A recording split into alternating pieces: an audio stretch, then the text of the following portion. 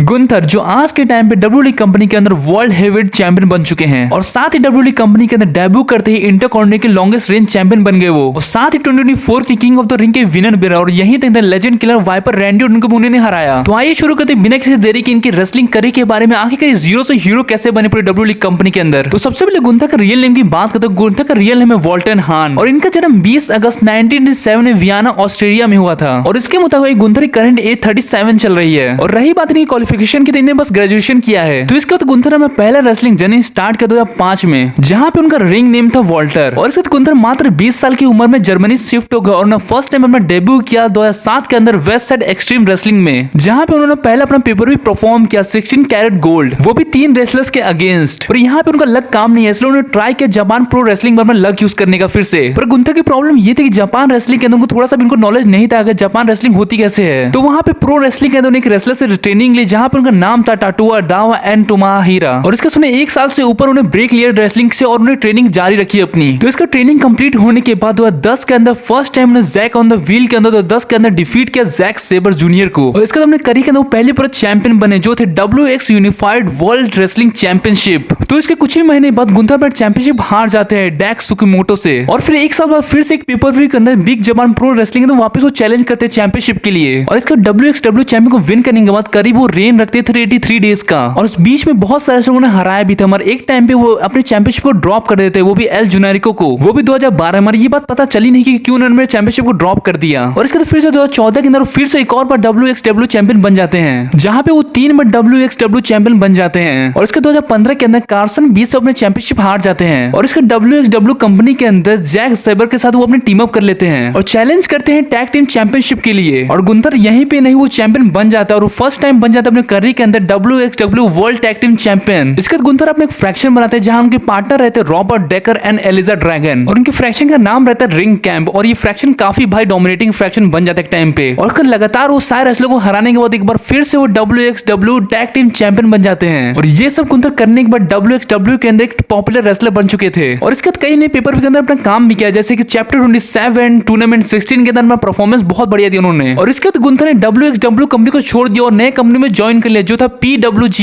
यहाँ तक PWG को भी नहीं छोड़ा, वहां पे अपना जलवा दिखाना शुरू कर दिया उन्होंने, और साथ ही चैंपियन ही बन गए वो। और 2019 से उन्होंने बहुत सारे झंडे गाड़े और साथ साथ बहुत सारे चैंपियन ही बने वो। इसके बाद जनवरी 2019 के अंदर फाइनली अपना गुंथर अपना डेब्यू करते हैं NXT UK ओवरटेक ब्लैक पोल के अंदर, और अपना डेब्यू करते ही साथ ही W यूनाइटेड किंगडम के लिए चैंपियनशिप के लिए चैलेंज भी कर देते हैं, जहां पे वो पीटर डन को हरा के यूनाइटेड किंगडम चैंपियन बन गए, जहां पे उन्हें टाइटल रेन भी बनाया 685 डेज का, जहां पे रोमन की तरह इन्होंने भी बहुत सारे रेसलर को धूल चटा दी। और इसके बाद पीटर डन ने फिर से रीमैच मांगा फॉर द चैंपियनशिप के लिए, और वहां पे गुंथर फिर से अपना चैंपियनशिप रिटेन कर लेते हैं। और इसके मैच एंड होने के बाद हमें फिर से देखने को मिलता है रिंग कैप का रीयूनाइट, जहां पे उनके फ्रैक्शन में ज्वाइन होते हैं Ludwig Kaiser, Adam Cole, Roderick, Bobby Fish and Kyle O'Reilly, और साथ में इल्जा ड्रैगन। और गुंथर के फ्रैक्शन कोई भी इनको हरा नहीं पा रहा था क्योंकि गुंथर बहुत ओवर पावर होते हैं NXT के अंदर। और इसके बाद गुंथर 18 एपिसोड ऑफ NXT में वो रिकेट स्ट्रॉन्ग को हरा के फाइनली अपना न्यू नाम अनाउंस करते हैं जो रहता है गुंथर। और इसके तो फाइनली वो शिफ्ट हो जाते हैं ऑफिशियली NXT के ऊपर, जहां पे NXT के मेन ब्रांड के अंदर हमें फ्यूड देखने को मिलती है एलन नाइट के साथ, जहां पे एलन नाइट को हरा के गुंथर हमारे बन जाते हैं न्यू NXT के चैंपियन। और उसके कुछ ही महीने बाद आते हैं हमारे ब्रॉन ब्रेकर, जहां पे गुंथर को हरा देते हैं। और गुंथर ब्रॉन ब्रेकर के सामने हारने के बाद अपने फाइनल डेब्यू करते हैं मेन ब्रांड के ऊपर WWE के, जो कि 2022 के अंदर 8 अप्रैल को स्मैकडाउन के ऊपर। और गुंथर और लुडविग काइसर साथ में अपना डेब्यू करते हैं और आते ही स्मैकडाउन के ऊपर टैग टीम चैंपियनशिप के लिए चैलेंज करते हैं, जहां पे ड्रू गुलक एरिक एनल को हरा के वो टैग टीम चैंपियन बन जाते हैं। और कुछ ही महीने बाद स्मैकडाउन के ऊपर रिकोशेट को हरा के वो इंटरकॉन्टिनेंटल चैंपियन बन जाते हैं। और गुंथर वो पहले ऑस्ट्रेलियन पर्सन बन जाता है जहां पे इंटरकॉन्टिनेंटल चैंपियन वो विन किए थे पूरी कंट्री के अंदर। और उसके बाद हमें गुंथर और रिकोशेट एक रीमैच भी देखने को मिला, जहां पे गुंथर अपना टाइटल वापस रिटेन कर लेते हैं। और उसके कुछ वीक बाद हमें शिंसुके नाकामुरा चैलेंज करते हैं गुंथर को फ्रॉम द इंटरकॉन्टिनेंटल चैंपियनशिप के लिए, जहां पे क्लैश एट द कैसल का मैच देखने को मिलता है, जहां पे गुंथर अगेन रिटेन कर लेते हैं अपने चैंपियनशिप को। और इसके कुछ हफ्ते बाद हमें गुंथर और भाई सीएमएस का मैच देखने को मिलता है फ्रॉम द इंटरकॉन्टिनेंटल चैंपियनशिप के लिए, जहां पे गुंथर अगेन अपने चैंपियनशिप को रिटेन कर लेते हैं। और इसके डैबर वॉल्टर जो न्यूज ऑब्जर्वर है और न्यूज लेटर जो लिखते हैं, उन्हें 5 रेटिंग दिस मैच को, जो कि एक रेसलर की बहुत बड़ी बात है 5 स्टार मैच देना। इसके बाद हमें गुंथर देखने को मिलते हैं 23 के रॉयल नंबर के, जहां अपनी पहली एंट्री करते हैं वो। और उस रॉयल नंबर के मैच के अंदर हमें गुंथर की लेजेंडरी परफॉर्मेंस देखने को मिली, जहां पे गुंथर लास्ट तक टिके रहे और लास्ट में कोडी रोड्स उनको एलिमिनेट किया, क्योंकि गुंथर जहां पे नंबर 1 पे एंट्री किए थे रॉयल नंबर के, वहीं पे कोडी रोड्स 30 नंबर पे आए थे रॉयल नंबर के अंदर। क्योंकि ऐसा लास्ट मैच हमें शॉन माइकल अंडरटेकर के बीच में देखने को मिला था, जहां पे शॉन माइकल फर्स्ट नंबर पे आए थे, अंडरटेकर लास्ट नंबर पे आए थे, क्योंकि गुंथर ने रॉयल नंबर के अंदर 21 मिनट 25 सेकंड तक परफॉर्म किया। सही सेम हमें 2018 में देखने को मिला जब डायन ब्रायन रॉयल ने एंट्री की, तो वो भी 76 मिनट तक वो स्टिल रहे थे। और उसके तरह रेसलमेनिया 39 के अंदर हमें ट्रिपल थ्रेट मैच देखने को मिलता है फ्रॉम द इंटरकॉन्टिनेंटल चैंपियनशिप, जिसमें हमें रहते हैं सेमस, गुंथर और हमारे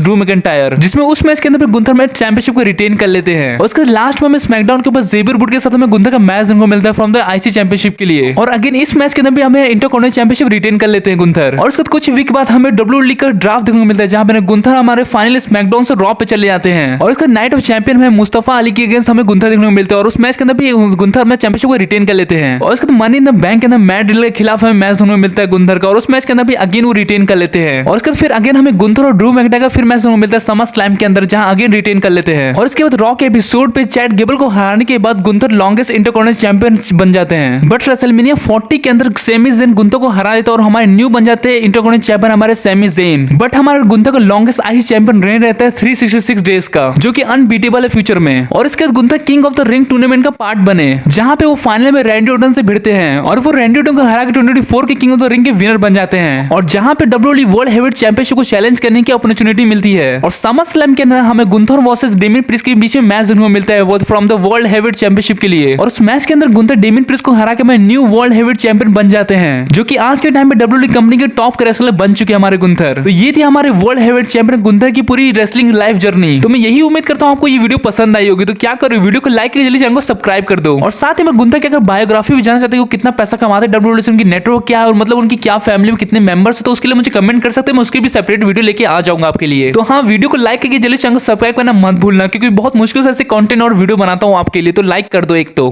मैं आपको मिलता हूँ नेक्स्ट वीडियो के साथ, नेक्स्ट मजेदार कंटेंट के साथ।